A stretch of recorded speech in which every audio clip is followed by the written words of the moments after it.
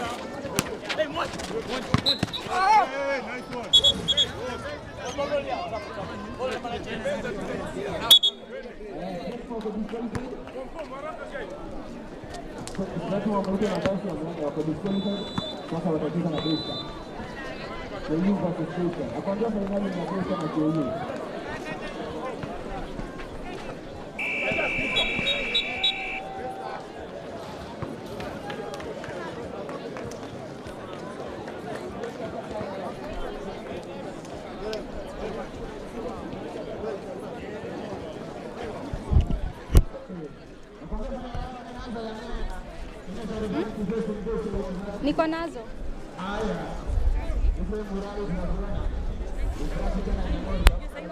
Okay, welcome back everybody. We are now at the final game, the males game. The final is against ANU versus USIU, with USIU in the lead with 19 points and ANU with 17 points. And beside me is a beautiful lady in pink. Please start by telling us your name and which team you support.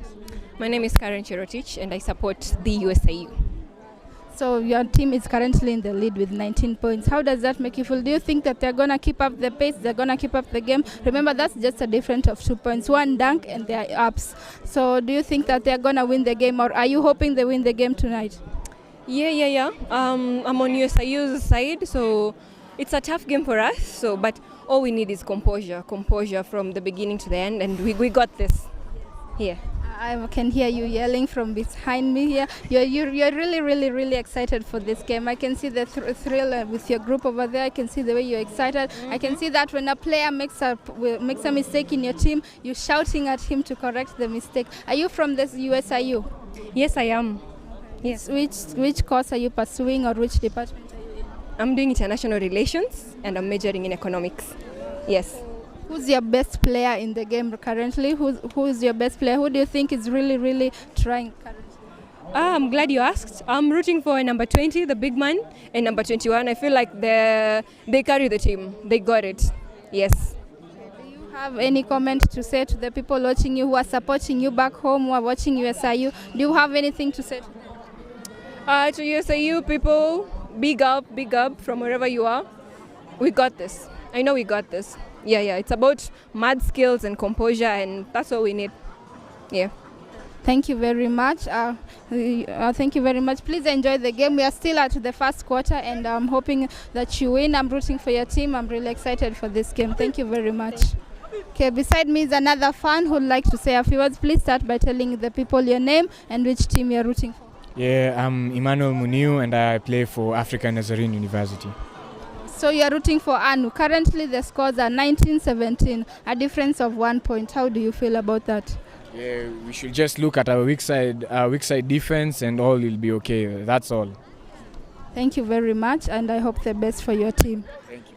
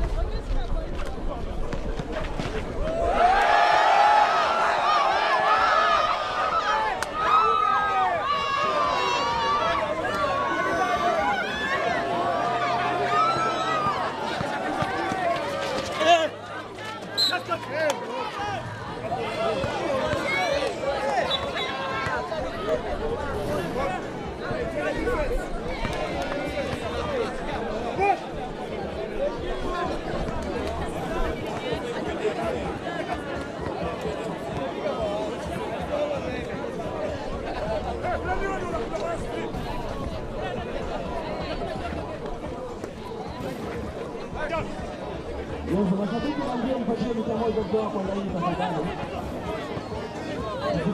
Players.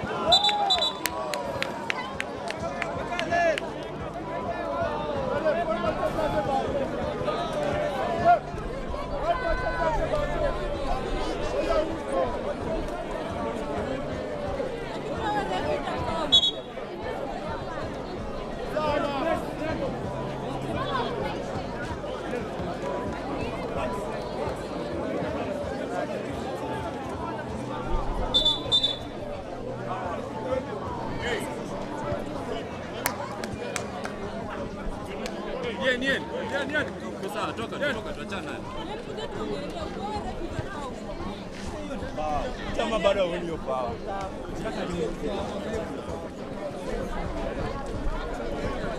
Anga.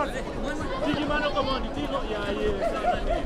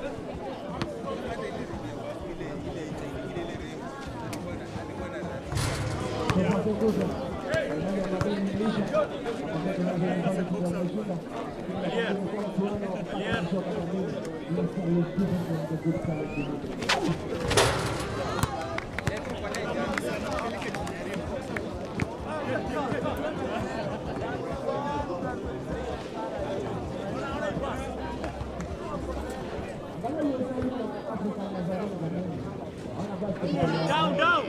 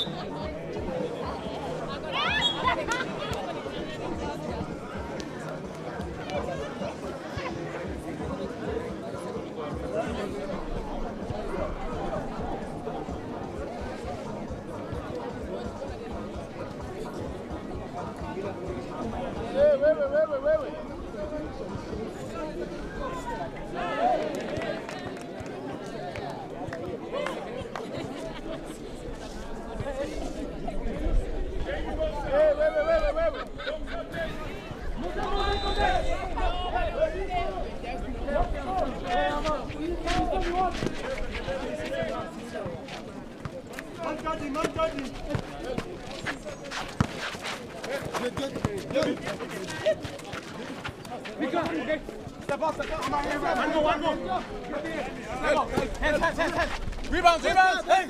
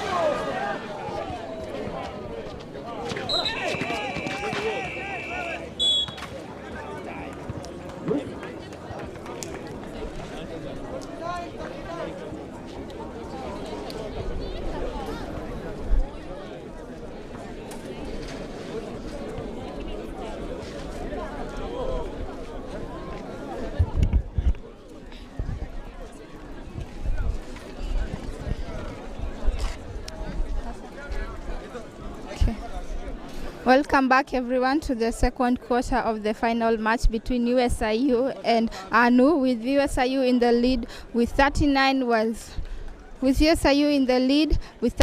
points. And beside me is a fan. Please tell us your name and which team you're rooting for. I'm Gresham Hazel and I'm voting for ANU. Yeah.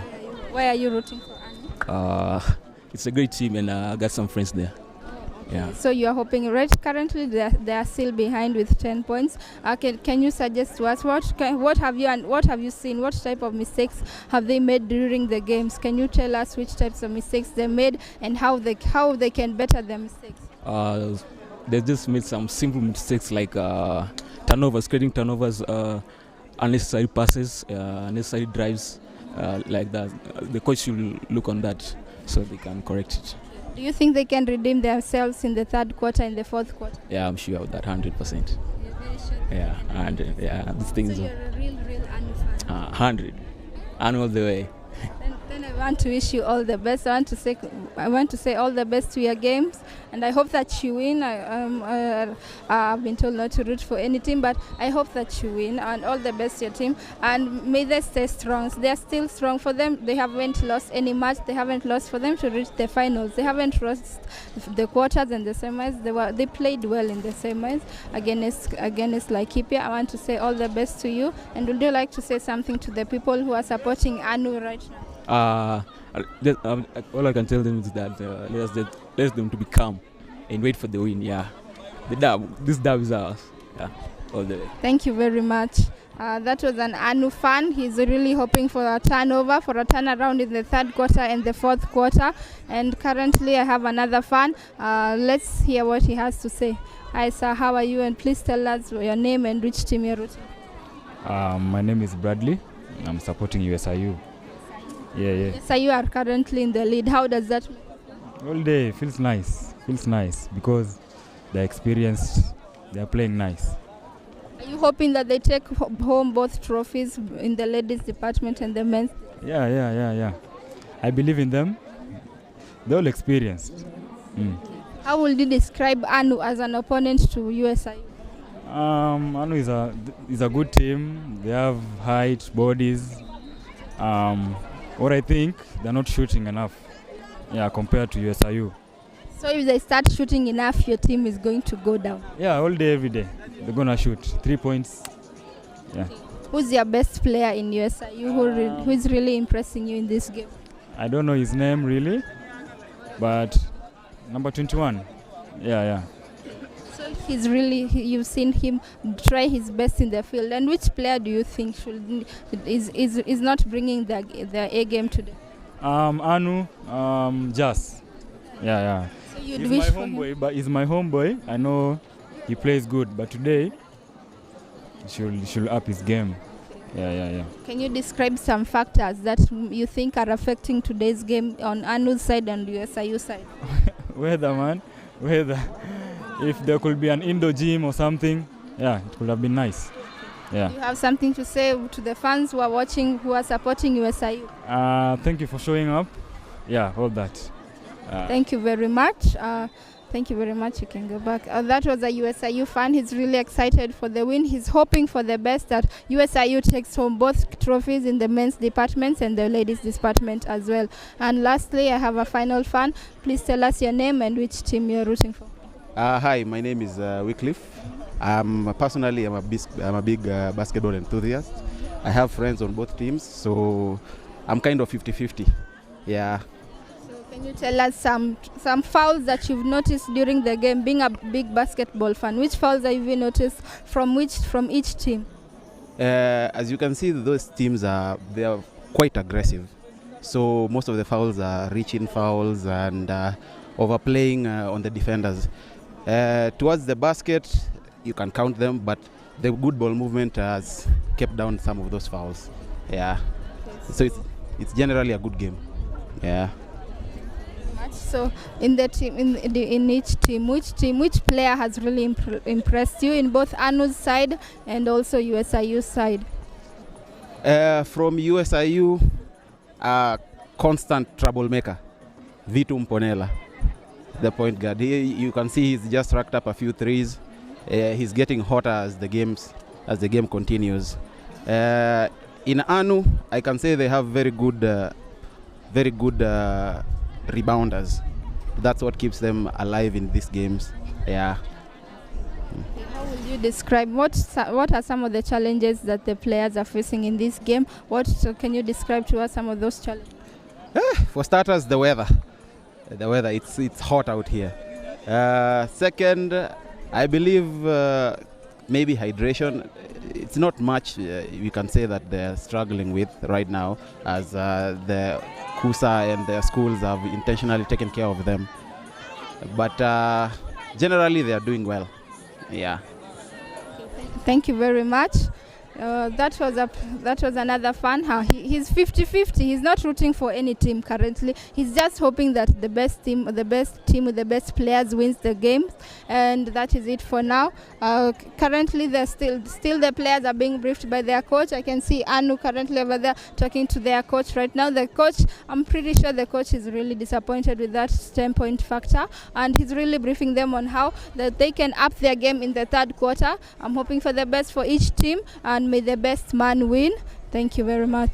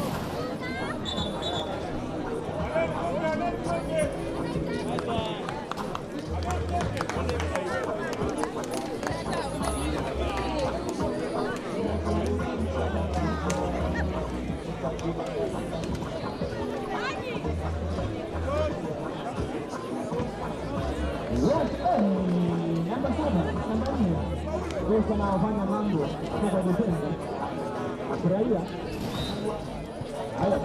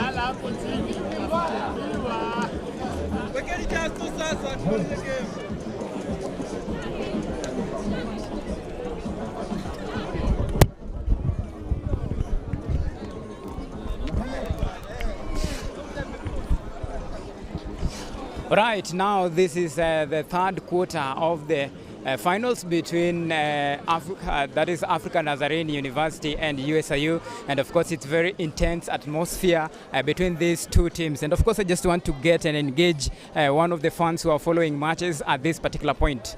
So first of all, tell us about your experience. How are you viewing the match right now? And what is the most important thing in terms of the highlight for you this time around? The game is quite intense. The African Nazarene is getting their comeback because the USIU had dominated the first half. But there's a change in this third quarter. So we expect to see differences from on the fourth quarter. But it's a good game. The shootings in the USIU, the shooters are good, and the drives from African Nazarene are also better. They're picking fouls from the other side, right. And we expect the team to be quite. A quick one for you. Yeah. USIU or African Nazarene? Which one are you supporting? On African Nazarene. All right. Yeah. Thank you. Okay, so thank you so much for that very valuable insight. Remember, this is the third round, or rather the third quarter of this match between the two clashes. And of course, currently the match is at its the third quarter, and it's a very intense atmosphere between these two teams. The competition here is at utmost peak, and of course you can see the team now mashing up their numbers just to try and overturn the tide, from the first quarter to the first quarter, the second quarter, and of course to the third quarter. So let me just continue to engage some of our fans here just to get some few insights. So first of all, asante sana. A quick one, introduce yourself, alafu utuambie how is the game so far? How is your experience? Oh, my name is Yvette. So far so good. I'm enjoying the game because it's hot, but greater chances are for you and your Ano. They're playing really well. The rebounds, they have all the rebounds. I love the way they crash for them. The defense is so compact, like they're so shifty. They have the better chances of winning. Better chances. Yeah. All right. So thank you so much for that. And of course, this is just some of the reaction from the fans who are really following these matches in a very mixed reaction. Some support ANU, others USIU. And of course, we are bringing to you these matches live and exclusive. And of course, we'll be updating you on our subsequent reviews, and of course to stay focused and see what to expect next.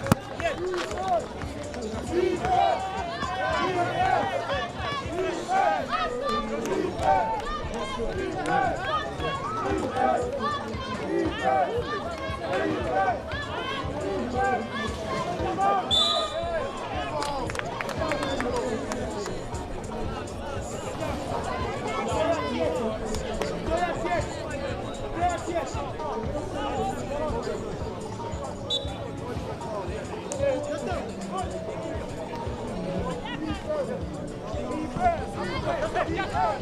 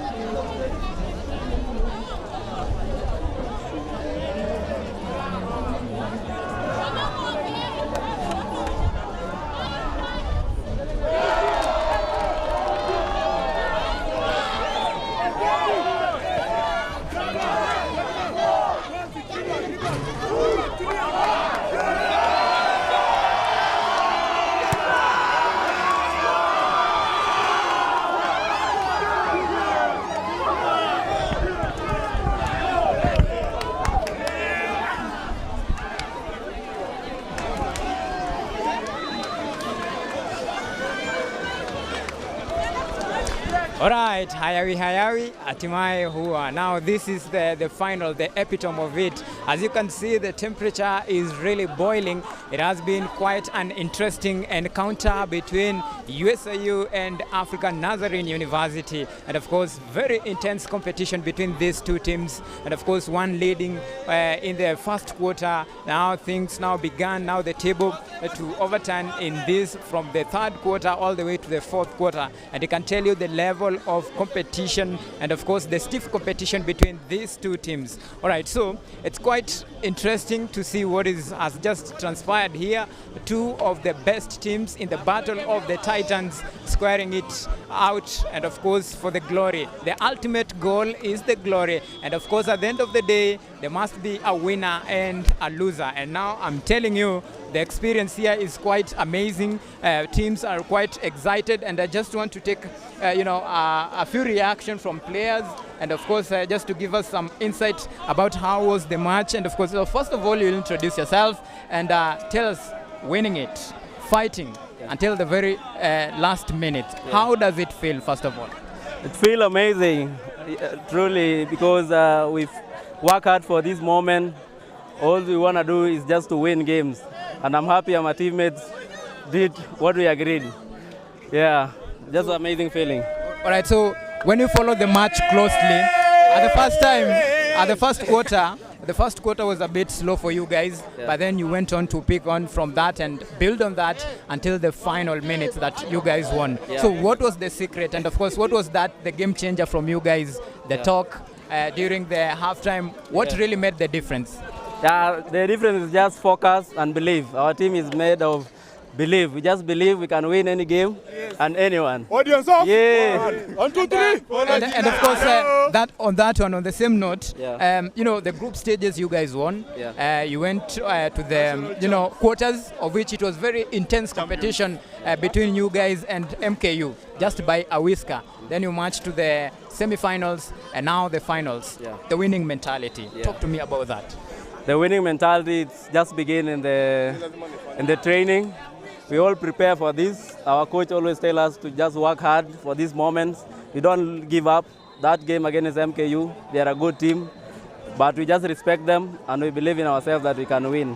Yes. And of course, I know excitement. There is a lot of excitement in the camp. I know the mood is just electric, and I want to take account of yet another player just to give us some insight. I know this particular competition is quite intense. The atmosphere is just crazy. So first of all, how does you feel? Guys, it feels so nice. It's out of this world, honestly. It feels nice to win, yeah. I was here yesterday and you told me about the winning mentality. My guys, we had the confidence from the beginning of the games. We were gonna get tested, but we overcame everything. We just trusted in ourselves and did what has to be done. Yeah, that's how. Then I'm very curious to know, the first round, of course, you were a bit slow. Then you picked up from there and you progressed. Now, in the first round, when you're down, what was the game changer? What was running in your mind, of course, and the mind of your teammates? What was that one thing that really, overturned all these things? Because that is the most important thing. And I know a lot of guys want to actually understand, this winning mentality from you, because you are facing a very strong team that they are equal to the task. Yeah, I mean, we had a slow start from the beginning of the game. We were just picking it up slowly by slowly. One thing when you're down, just maintain your composure. That's all we did. We had our composure, and we believe that everything we had done before is going to work for us. So what we were thinking at that time, yes, we had to recover, but again, we have to believe in ourselves, Pia. Unacheki. And at that time, we just trusted in our plays, in our system, did what is right, followed instruction, boxing out. You know, the small things, the small details of the game is what brought us back to the game. So we continued and pressed on that. We were playing a 1-2 defense. So this defense has brought us to this level. So what we did, at that point we were down, we continued playing defense and taking much slower offense. Yeah. And of course, congratulations. I Thank know, you so much. I know ni sherehe tu na itakuwa kubwa National sana chance, baby. for you guys. Let's go. Let me take another one. How are you? I'm all right, First sir. of all, How are you? congratulations. Thank you so How much. does it feel? But you will first begin by introducing yourself. Yeah, my name is Isaac T.H. Makwe. I go by initials ITM, yeah. Yeah. All right, so Isaac, Yeah. and of course, I'm talking to the man himself. How does it feel to be a top scorer, first of all? First and foremost, I want to thank God for this championship and too much work I put in, you know. So it just doesn't come. You have to work to get to play like that and get all that. And also from my teammates who are assisting me with the ball to make sure that I score and finish. And, yeah. Talking about teamwork and the much work that you put into this team to make sure that the team succeed and even you shine. So this teamwork and of course the chemistry between you and your teammate. Tell me something small about that because a lot of people are eager to know. Basketball, it's not easy. It's a lot of technicality. But what is working out for you? What is working out for me, as I told you, you said the team contribution is a little of it. And I may say I put in much work to come and me, I'm a shooting guard, so I take in a lot of reps of shots to come and shoot threes. Yeah. And now this is a personal one. Top scorer. So what motivates you? Life beyond the Kenya University Sports Federation games, and of course we know you guys are still much in the league. But beyond this, what is your personal target? Oh, I really want to play high-level league. Let's say in Africa, I want to play ball some time to come. That motivates me a lot. And if I can go further than that, I go play European or Asia somewhere high level. Yeah. And how does the ambition looks like? Do you think it's something attainable? Yes, it's something attainable. If I keep working like the way I work, my work ethic, if I keep it up, yeah, I can get there. All right, so guys, let me shake your hands. Wow. Asanteni sana.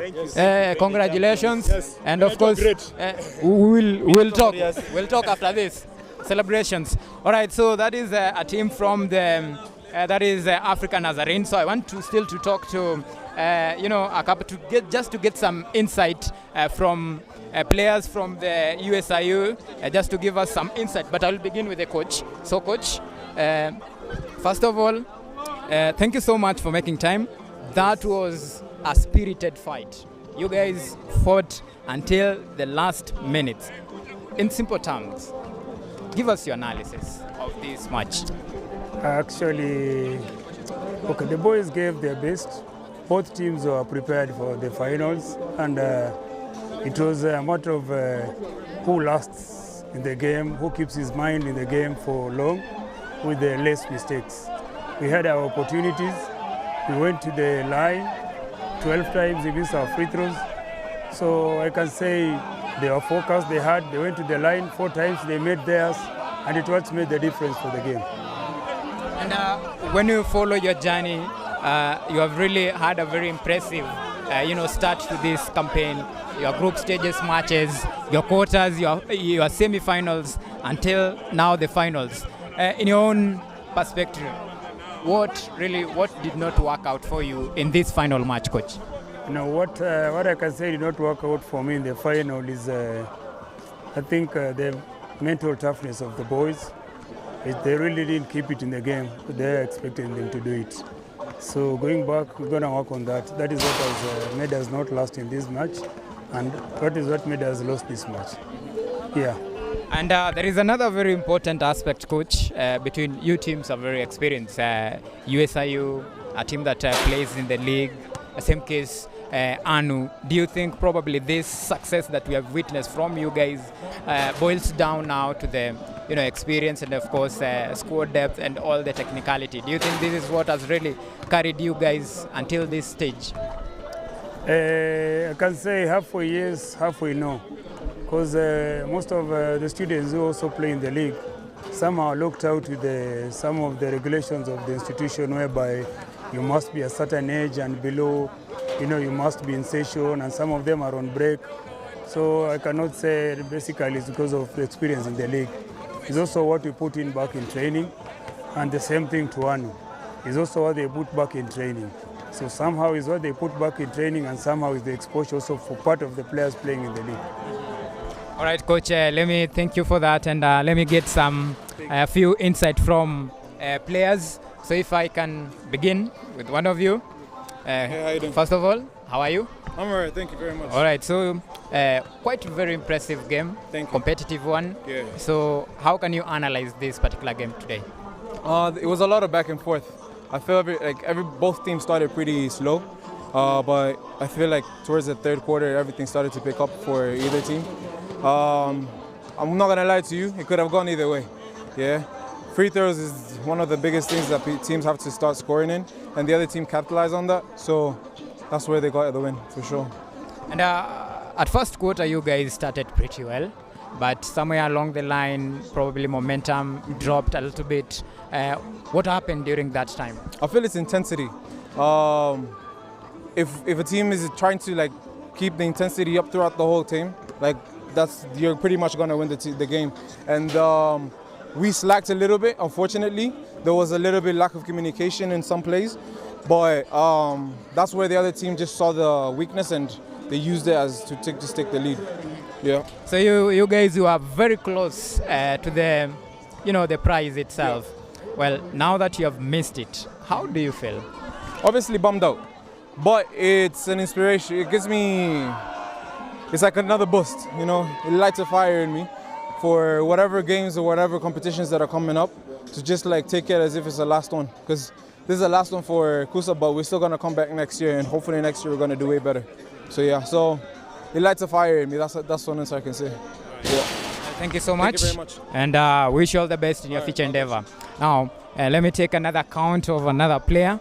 First of all, congratulations. I know that was so close, and I can't imagine how you feel right now. But first of all, introduce yourself, then give us your experience. How do you feel? I'm called Jack Simon. Yeah. To my experience, I feel like this is a learning point. It's a learning point. We lost because there are certain small things that we did not do that the opponent did. So that's why we lost. So on Monday, we go to work. Yeah, for other games, because we still have a game with them on weekends. So we just have to correct some things.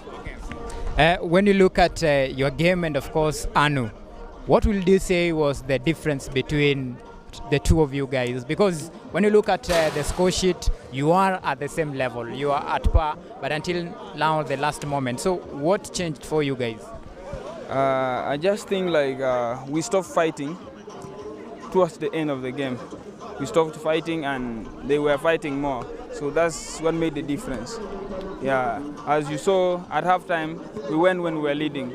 So what changed when they came is they came fighting and we did not do much at that period. So. Well, thank you so much. Asante sana for making time, and we hope to see you in the next encounters. And of course, we shall follow you closely and see how you pan out from this. Now, those are the players from USIU, and now I want to talk to the coach of Africa Nazarene. Coach, congratulations. Thank you. First of all, I know the mood is electric, but take us through the process. The group stages, quarters, semis, and finals, unbeaten. What's the secret, coach? Okay. We prepared well because at the end of the day, it's all about preparation. We prepared well. The games were hard, especially yesterday. We had very strong 3 teams. Players were exhausted, but it's all about the level of discipline and the way they control themselves, because I was telling them to handle these games, it's all about control. The final was intense. USIU is a very good team. You cannot ignore that. They've got very great players. So I was telling my players at any given time, it's all about one stop at a time, one stop at a time. You play one good defense at a time, one good defense at a time, and which they did. At some point, we had a little bit of lapses here and there, which normally occurs in a game. Nobody is perfect, but I thank God that they followed the instructions and to the letter, which is a very good thing. Okay, when you followed that game, especially the first quarter, you guys were a little bit slow. Then tensions were high, emotions running high. What was that, the game changer? What was the difference? What is that, one talk from you that really overturned the table? Actually, the timeout that USIU took really helped us because the players are not settled in the game. They're a little bit anxious because the pressure was building up. So when USIU took that timeout, it really helped us because I told them, you guys need to settle down. Just play your game. Play the normal way you normally play. You don't need to change anything. And that really came through for us because that's the time they started composing themselves in the game, trying to execute and getting the right calls in the game, trying to get the baskets in and all that. Coach, when you look at the period from Friday until today, this is on Sunday, at the level of the games have been quite many, and of course this calls for the squad depth. Talk to me about now your squad depth. Just how vast are you to tackle these matches that at a day you can play 3 matches, and then there is the issue of fatigue in the players. So how do you actually blend this and try to balance? Yeah, that played a very crucial difference in the way we played, especially yesterday when you had to play 3 very, very tough games. Our last game in our pool was very hard, and then we played the quarterfinals, which again was very tricky, and then the semifinals. Those are very serious games. But what I think helped us the most was the level, the way we were rotating the bench, because at any given time, there's no player in that squad that played for more than 10 minutes. Most of them used to play for 5 minutes, 2 minutes, and then you rotate. So you find that we're trying to, as much as possible, to control their body, their muscles, and the way they're operating. And again, if you look at it, at one point or another, including in this game, I was forcing them not to run, to just stay still, so that their muscles can tend to relax and you don't create unnecessary fatigue on them. Yes. And Coach, you guys are very experienced when it comes you play in the Kenya Premier League. Sure. And of course you are coming up against teams that play in other leagues and divisions. So do you think the experience part really played a big role in your very successful journey? Oh yes, it did. I cannot say it didn't. It did. Because at the end of the day, you see the list that we had a rotation of 18 players, and out of that league, given us, we have a Division 2 and NBA team, and I incorporated all of them. So you find that other than the semis and the finals, which I strictly used my senior players, but the others, at least every game we had 2 or 3 players from the junior, also for them to get experience, because at the end of the day, basketball is not simply shooting, sliding, and passing the ball. Basketball is how you read the game, how you analyze the game, what you see on the floor, how you make your decisions plays a very big role. And I will not say that it's not working, it's not an advantage for us, because it is. That also helps the players on the court to be able to understand, when do I shoot, when do I pass, when do I run, when do I take all these options that I have on the floor. Yes. And now that we are talking about a very important aspect, experience, well, from your own perspective, do you think now maybe this could be a step towards now, the right direction in terms of the future of, basketball teams in the country, and even, in future leagues competition like this? Do you think, the level of exposure is really important, when you incorporate this blended system of games? Actually, that's the right direction, because if you look at, for example, the team we played in the finals, USIU, they also play in the Premier League. We made them there. If you look at Strathmore also have a team in the Premier League. They have a team in Division 1. And it's not only that, even teams that are not here, they have the same structures, which creates a very important role. Because if you look at most universities, we normally have a very big challenge. You're getting a player from high school. They are not that exposed. They don't have the experience that you need. They're talented, but they lack one or two things. So, like for example, me, what I normally do, I take them, I throw them in maybe in the lower division. They build themselves up as they're coming up. By the time maybe in the third year, they're good enough and able to play in the Premier League, and they're able to compete with the very big clubs. So I think if all varsities can take that direction, it can be a very, very good thing. And not forgetting that even this KUSA League, I think we can create a full season of KUSA, not just this and then it's done. We can say that we are running a full season of KUSA, and we create a very competitive league in that, like for example, national, we only have 2 teams per region. Now we can go, let's create a KUSA league that we're going round. That regions like maybe Mombasa, maybe Western, can have the opportunity of building also their team, their structures, their system, to be able to compete effectively with teams in Nairobi.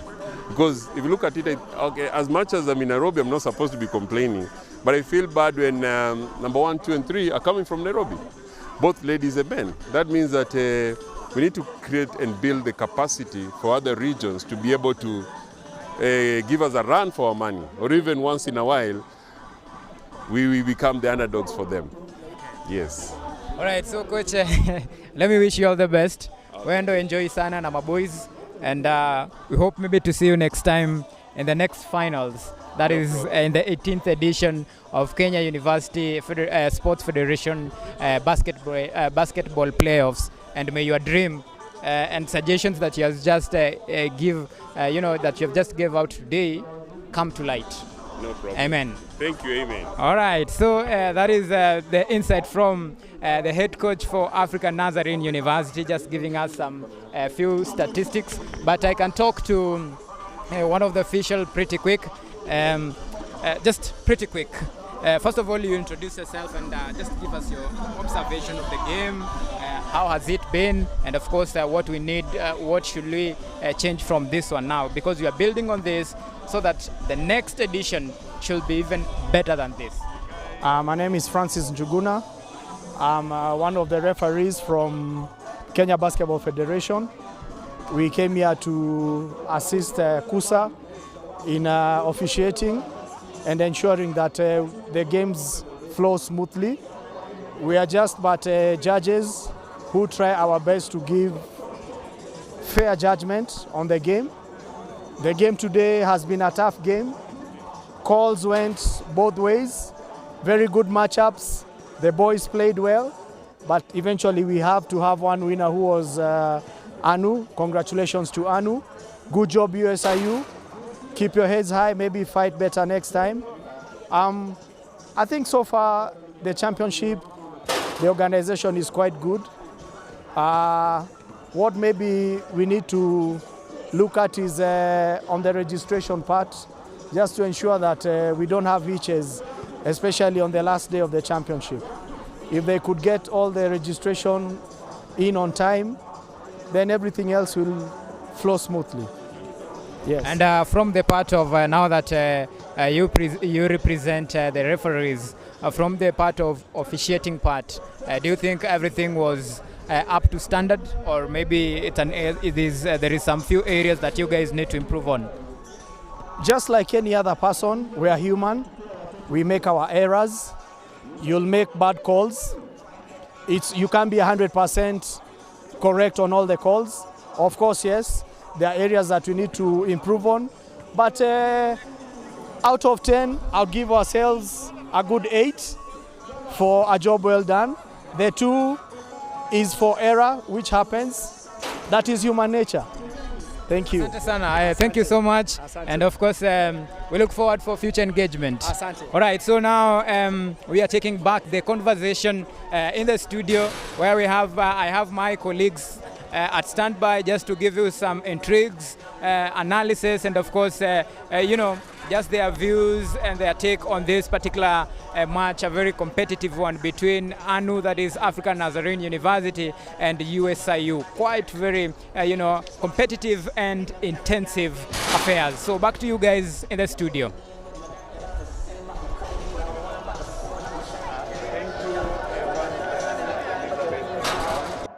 We are coming at the tail end of this championship. So it's been an amazing experience having this live production, having analysis with Coach Kent, having Elizabeth and Auma on ground, just having those post-match interviews, having a whole team of guys here doing the live production of basketball from day 1 to the day 3. Now we're only just waiting for the final closing ceremony, which should be happening, but we are here after a very exciting match, final match, men's match, coach, between USIU and ANU. ANU winning that game by 71-3. So how did the offensive and defensive rebounding really help in this part of the game, coach? Okay, thank you. The winner, that is African Nazarene ANU, had a total of 46 rebounds, of which 11 were offensive and 35 were defensive. Then USIU had also 46 rebounds, of which 18 were offensive and 28 were defensive. So USIU took more rebounds on offensive because they took 28 and ANU took 11. Then ANU took more of the defensive, they took 35 and USIU took 28. Okay. What's the effectiveness of each team's three-point shooting inside the game? The effectiveness was today USIU were on the upper hand. We had they attempted like number 10 about Abuch. He attempted 11 and made 2, so that's an 18.2%.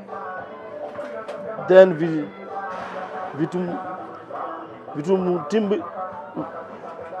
this name is Vitumutumiko had 10 attempts and made 3. That's a 30%. Okay. Then the last one was Joshua at the end. Had attempted 14 and made 4, 28.6. Okay. When you go to ANU had Ezekiel Jock, who attempted 4 and made 2. That is 50%. Then we have Justin Opio, attempted 4 and made 1. That is 25%. And then we have Maxwell Omondi, who attempted 4 and made 2, 50%. So ANU had an upper hand on 3 points. The attempt they took, the percentage of making was higher than for USIU. Okay. Yes. On the free throws shooting, how did this affect the final score? On the free throw shooting, I'll start with USIU. We had Samuel Wakoma, who attempted 2 and made 200%. Then you have Alier Kuol, attempted 3 and made 2, 67.7%. Then we have, no, that is for ANU. And then we have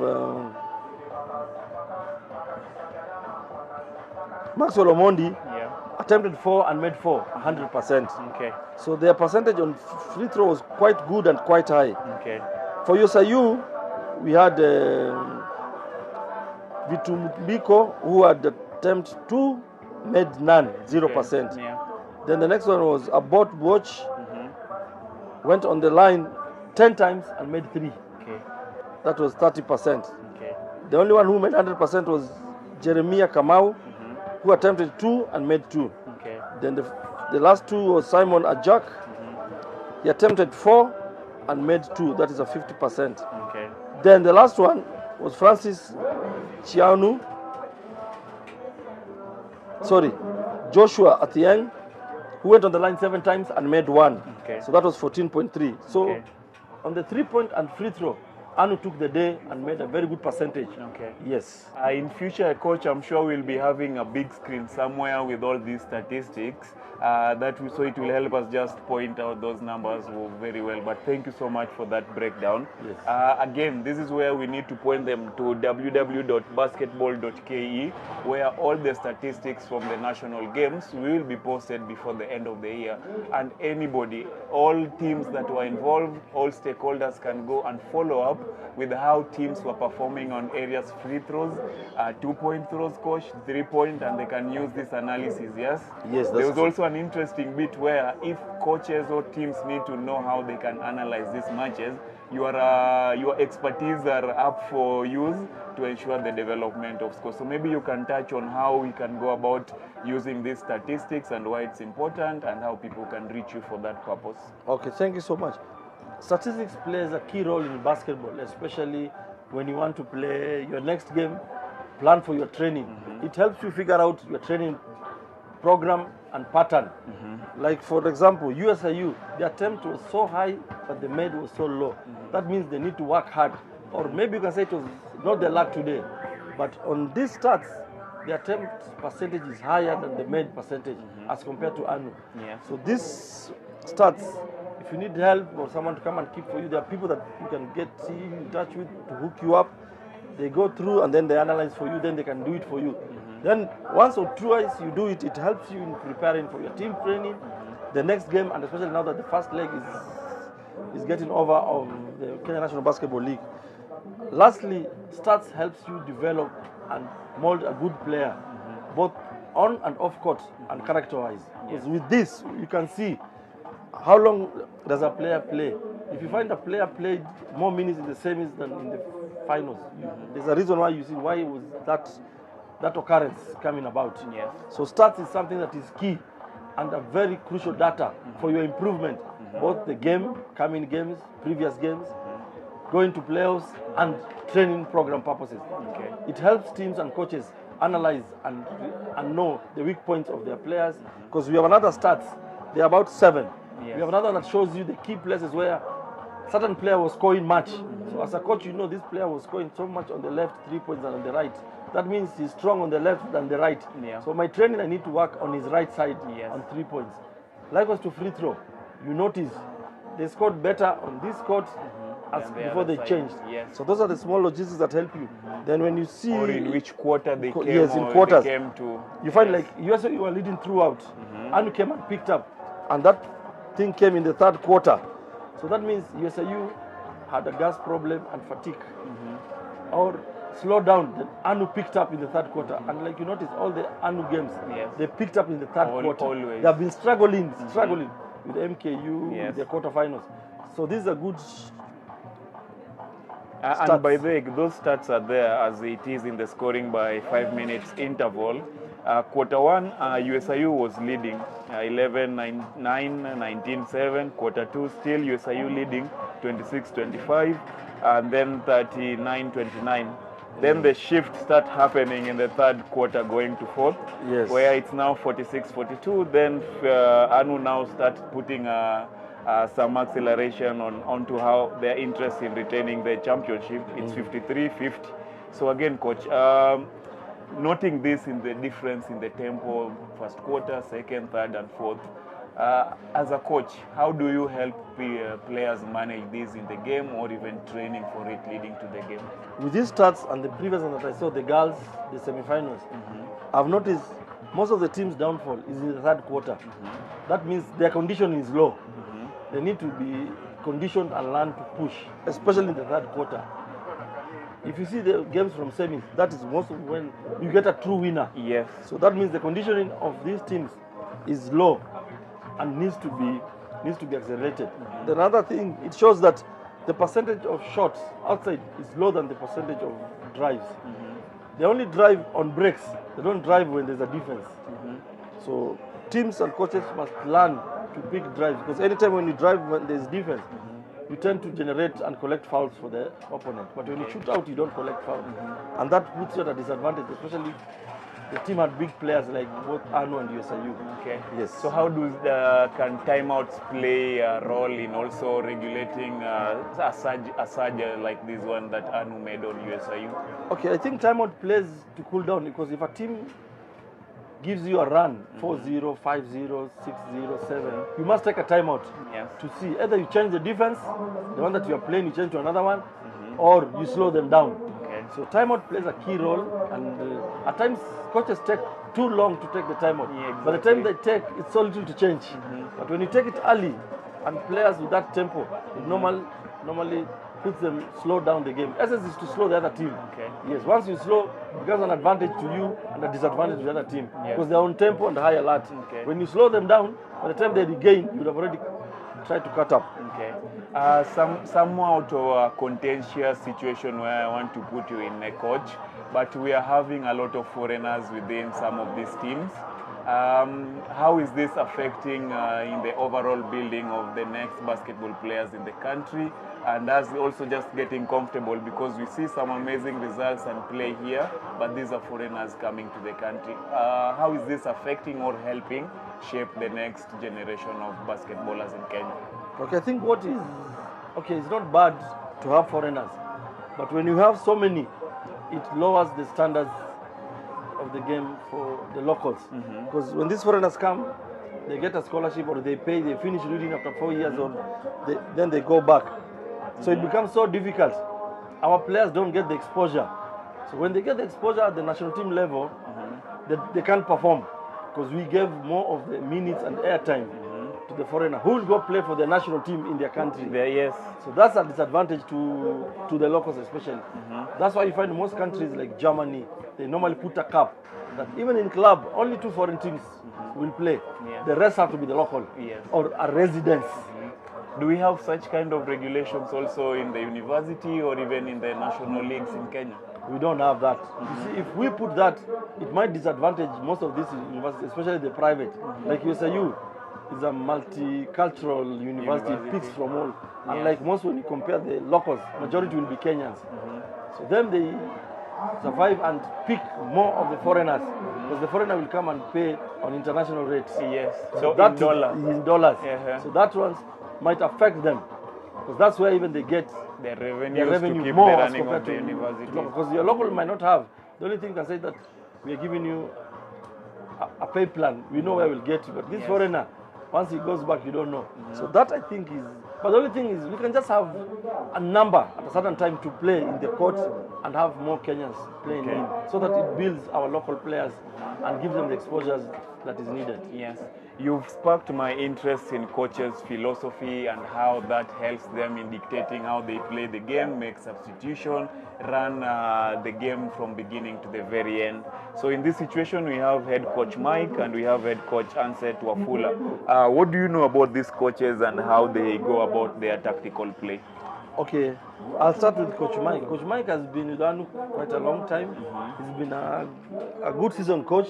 He has coached. I knew him since he was coaching State House Girls. Those many years. Me, I was coaching St. George's. So he's a season coach. He's been Anu the longest. He's the coach I can say has been in one team for the longest time. But he's a seasoned good coach. While Anset is also an assistant coach in the national team. He's been a player in the national team as a player. He's now a coach. So he's been at every level as a player now. He's played also outside. He's played in Uganda. I think he's played in Asia, some countries. So he has played out, and as a Kenyan player, both club, they have won the league and in the national team. So he's quite a good, experienced coach. And he's the assistant coach of the national team, current national team. So he's a well-versed coach. Yes. Yes. With all these tactical or different perspectives they have as individuals, it helps in how they build up on their strategies, yes? Yes. So what are some of those strategies that help Anu or worked out for USIU in this particular match from your perspective? Okay. What I think is, in this game, USIU started well, fast in the first half, but Anu came wanting the ball and the game more than USIU, and eventually they took it. So the only thing I would notice with Anu is they're a fast team, but they don't shoot. If they get a team that is tall, they need to shoot to make the defense. If a team is playing a zone defense, I saw when they were playing, the time is you playing a zone defense, they will not penetrate. Yes. But they need now to start penetrating. When they play a team like Thunder, a big team like KPA, they need to open up the zone. The only way you can open up the zone is by shooting. Because once you shoot, you make, they tend to open up and go out. And I can say it's a team that takes selective shots. Unlike USIU, where they take quite a number. Because Ansett was one of the best shooters in 3 points and far away. He was one of the best and has played at high level. So I think that maybe they can have gotten it from him. But Anu must drive. USIU, they only had one guard, the way I judged that game. The other ones was off, because every time the ball was there, going to the other guard, they used to go, put pressure, steal it, and go and score. So USIU, they need to have another guard and work on it. Although I noticed, even when I noticed from the start, they didn't use many players. 4 players did not play. So, and they were in the bench. And they were in the bench. And like Anu, they played everybody. The one that their played rotation lowest, system is perfect. So the rotation system is good. He let everybody play. The one that has played much was 25 minutes. That was Justin Opio. Then followed by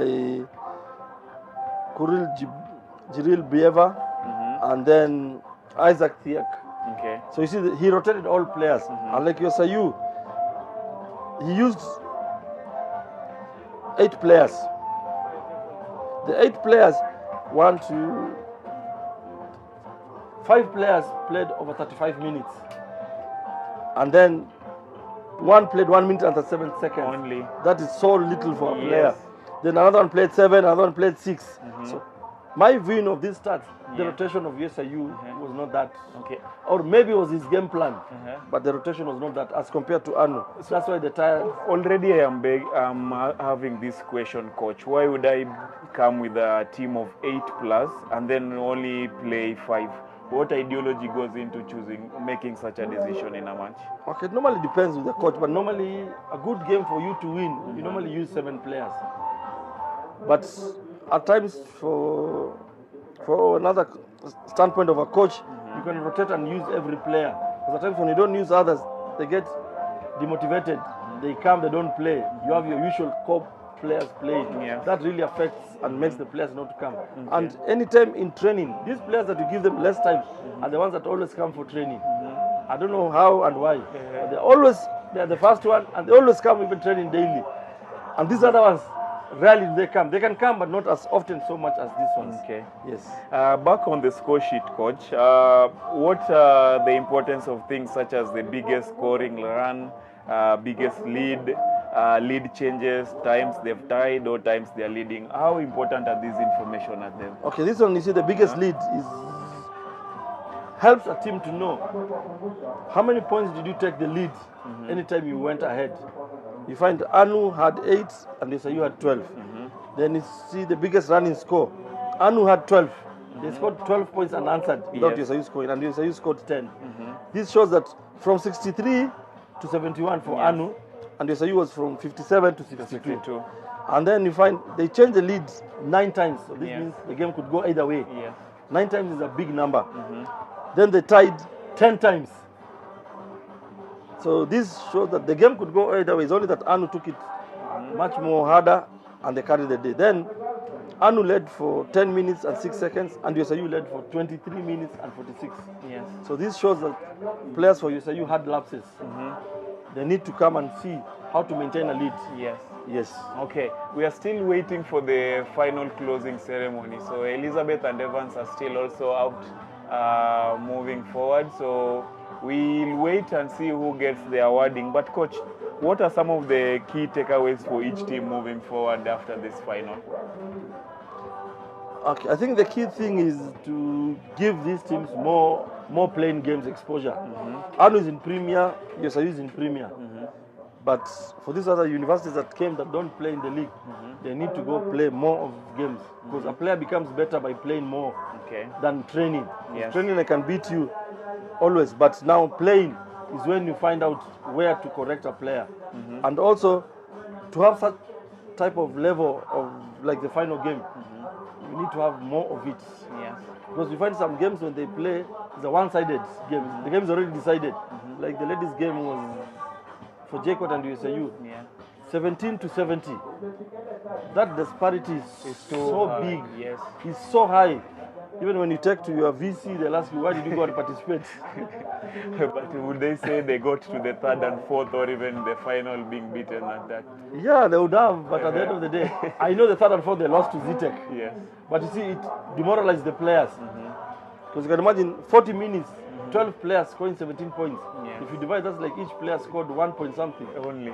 Yeah, so that's something that we should look at. And another thing, our score range is so low.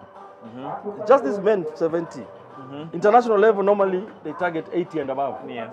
Our league, normally a good game you find 45, 50, which is low.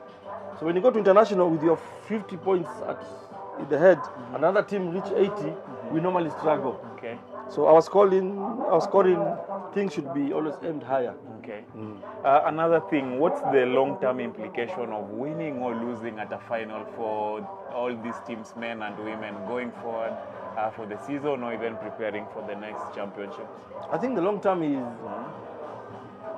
if KUSF can add the number of days, it will make it more competitive and interesting. Because making these teams play 3 games a day is killing these kids. Yes. For as long as you say they're young, but they don't give you their best and concentration. Okay. And playing in the sun. You know, when you play in an indoor gym, it's different. Basketball is an indoor game. So those are the things that they should do.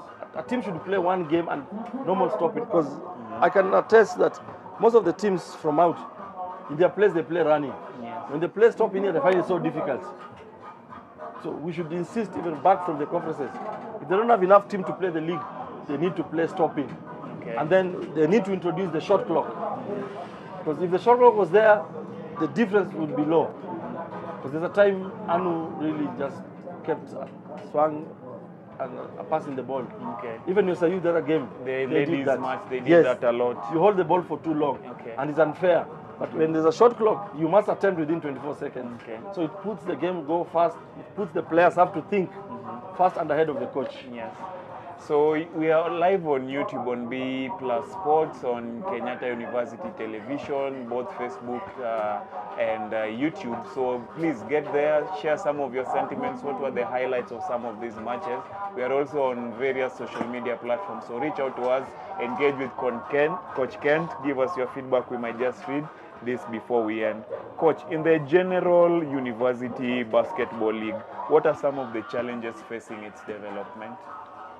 One, I can go to public universities. They want results, but they don't want to spend. They need to check the welfare of the players. I know their key business, core business is education. Yes. This Which always is insisted on. Is key for that education. Because you become a vast and a multiple player and a student. Because you see, even when you get a scholarship, it's a student athlete. Students comes first, it's not athlete student. No. Because you will be penalized as an athlete if you cannot perform as a student. So you join KU first before you play for KU basketball team. You don't play for KU basketball team, then you join. So the public university should invest in sports. Invest in sports. Choose particular sports. Not all sports. Choose particular sports, but invest in it. You know that if let's say you win, rugby they are good at and basketball. Stick on those. Another university, stick on hockey and football. Yes. But when you pick all and you don't perform on all, it becomes hard. And you end up failing on all. So maybe just from where you are sitting again, what are some of the ways we can improve the overall level so that when we meet here at the national, we are getting the best and the competition will be top notch as is expected of the viewers or general stakeholders? One is things like scholarships, or they give financial aid to these students. Because they're all students, but these ones they're doing sports. They're representing the university in something other than normal being a student in class. Exactly. They're doing an extra thing. So they need to be given financial aid or a format of paying at a long term. They can get things like meal vouchers. Because you can find like a university like KU, there are less than 150 students that do sports. Yes. And the campus is over 70,000. So for a university to spend that, it will motivate other students. I will see myself different from you. Yes. Because all of you came with good grades. But you are doing sports, you are promoting and taking much time on the university to put it on the world map. So scholarship is one of the things.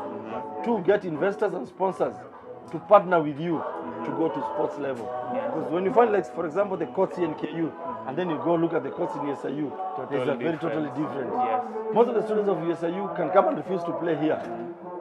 But students of KU cannot refuse to play there. So they need to invest on the facilities. Yes. Then they need to get equipment enough. Basketball, because you find at times you can come to a team, you find there are 30, they have 2 or 3 basketballs. One is deflated.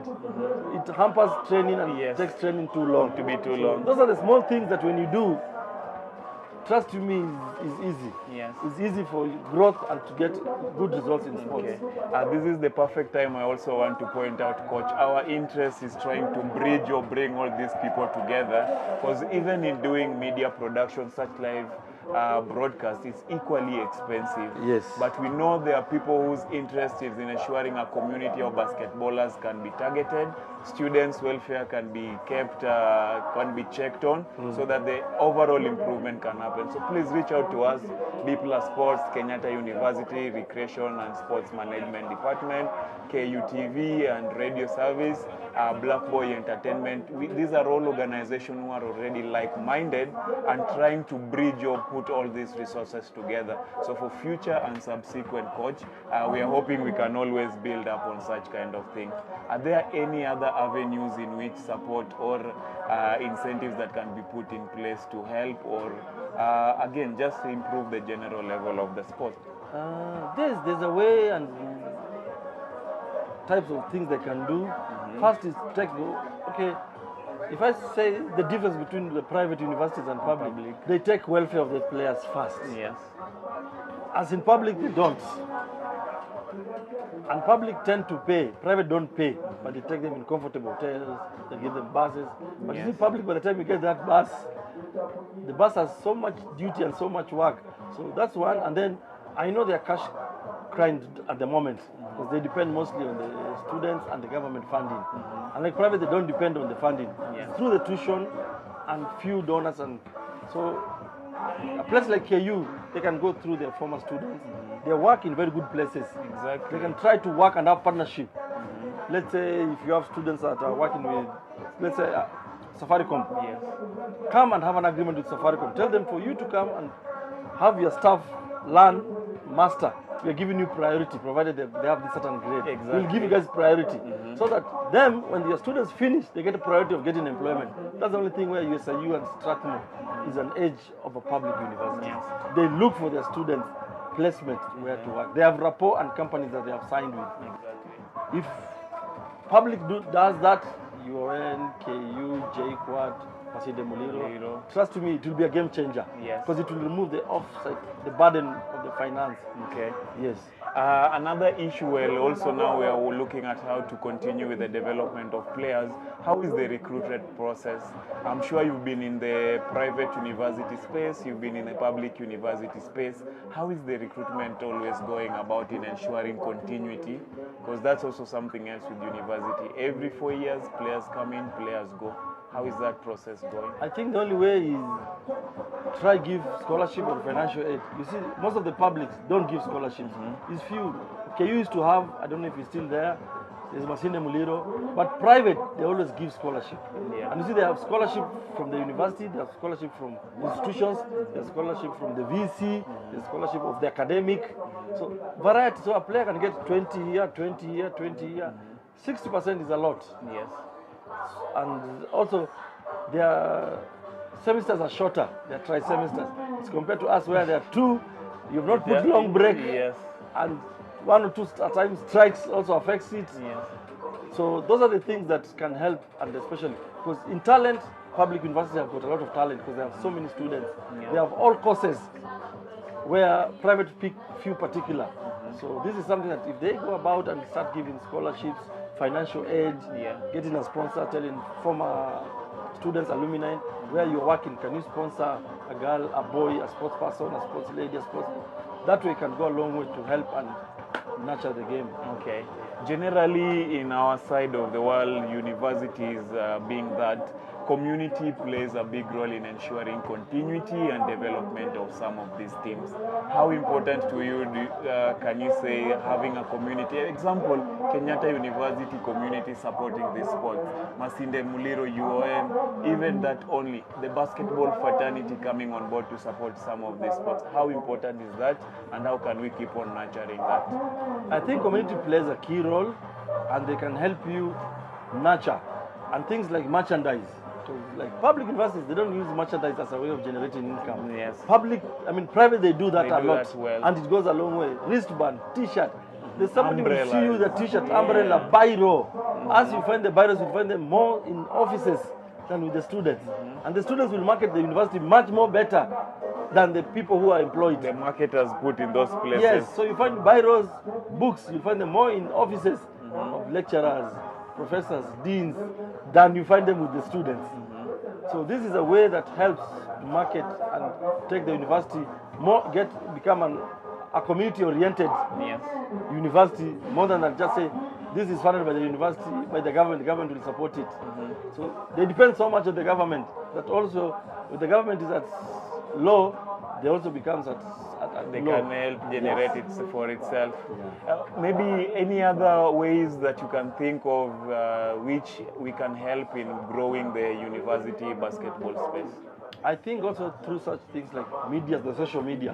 This one plays a key role, like what KU TV is doing and Black Boy B+.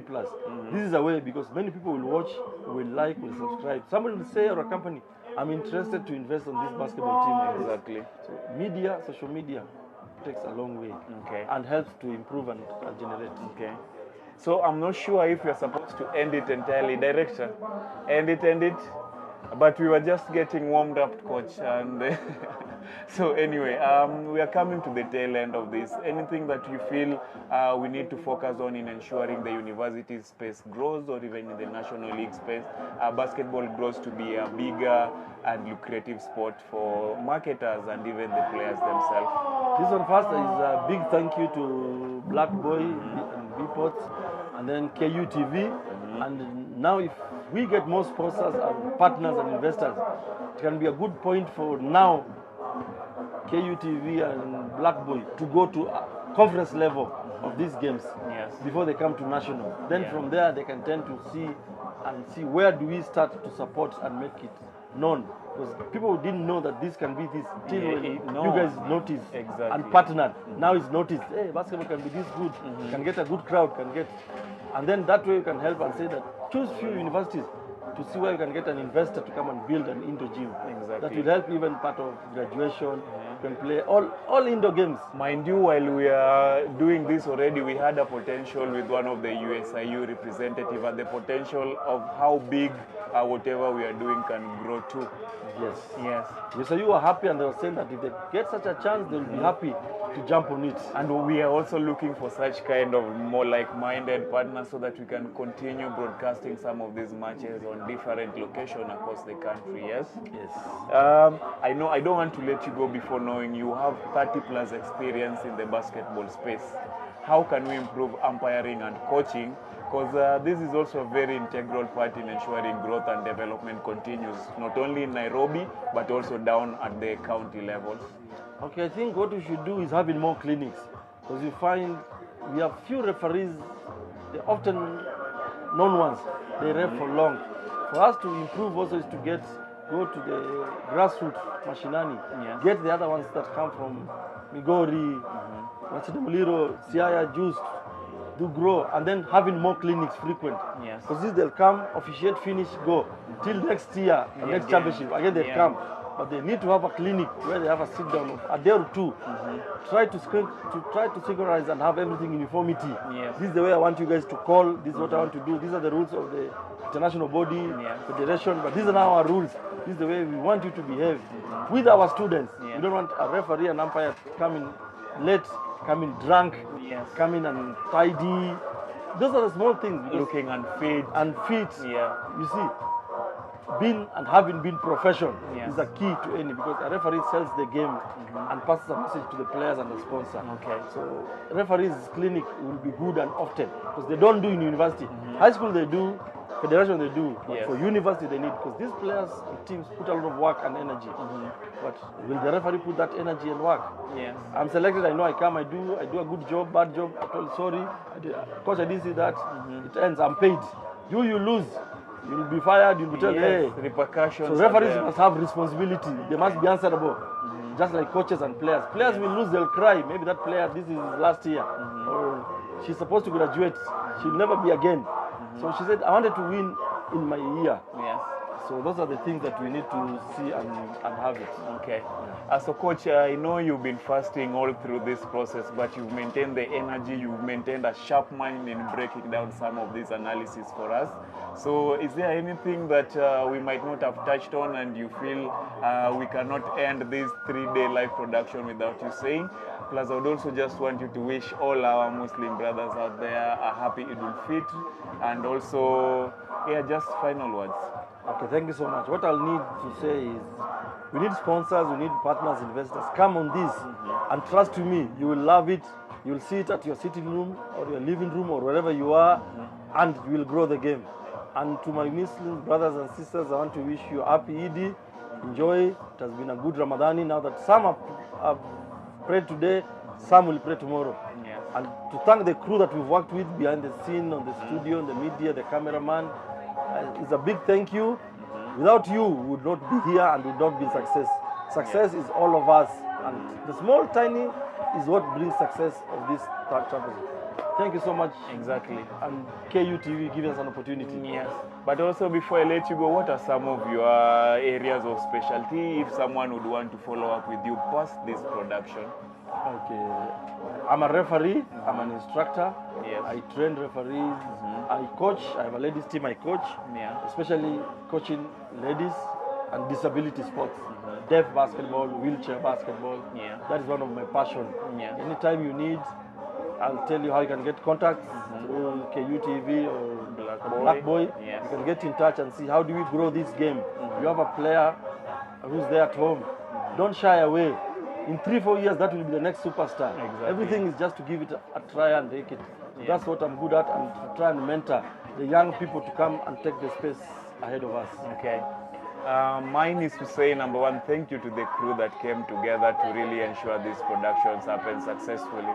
A lot of heads, a lot of bad blood has happened behind the scene, but that is not to hinder us from ensuring we give you a quality production. So this is not only for now, we are planning to do it for future, and as always, we are calling for more people to come on board to sponsor with us. Moving on, I would want to say a big thank you to the KUSF basketball organization side.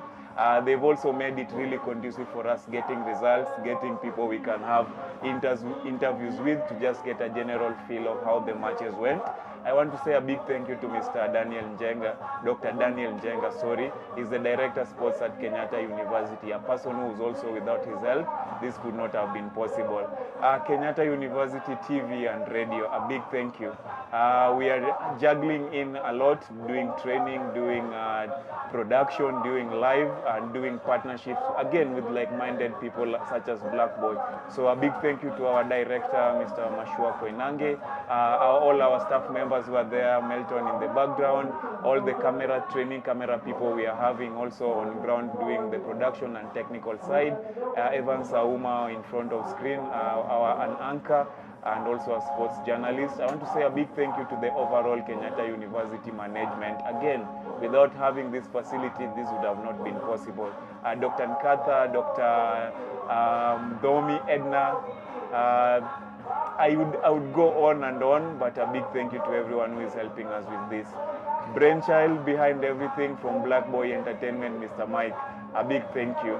I think we talk a lot, we agree, but as always we say we can talk, but actualizing what we've talked is usually the big issue. But the turnaround time between us talking and making this production possible goes a long way. So this is just but the beginning. We are going to be doing a lot in terms of training, documentaries, live production, sports, and anything in between communication, just to ensure we are bridging that gap between students and what's happening in the experience. My name is Boniface Odhiambo. I'm a journalist, I'm a TV producer and director. I'm also a podcaster at Off Pitch Podcast. And this has been a true journey, Coach. I want to say a big thank you. When we were beginning off, I didn't know we'd be getting to doing analysis on basketball, but it's been really amazing. My in-depth knowledge on basketball and university basketball ecosystem has just grown even better. My interest in bridging sports and media has equally been strengthened by what we've been doing here. The production team, Elizabeth, Pauline, Auma, technical director Ian, technical director Melton, the CEO himself Mike, Levi, Penton, Kelvin, Eric. My goodness, I am forgetting a couple of others. Oh, our statistician Vic. If I didn't mention you, we need to talk. But again, these links are there on YouTube. The conversation carry on. The interest is still bridging and ensuring we can grow or make the sports and basketball in specific much better. Until our next live production, it's been a pleasure. Collaborative partnership here, which we hope will make this conversation better, understanding better, and also bridge the gap for those who are not here. Another thing, Coach, we bridged across Africa, not only Kenya. Yes. We were in Egypt, we were in Mozambique, and a couple of other regions which we will do the statistics after. So it means, again, whatever we are doing here, we are bridging, using technology to bridge a very big gap. People in Nigeria will know what's happening in the university side, yes? Yes. We are open to work, so reach out to us. So thank you, until next time. It's a bye-bye, and thank you for staying tuned with us until the very end.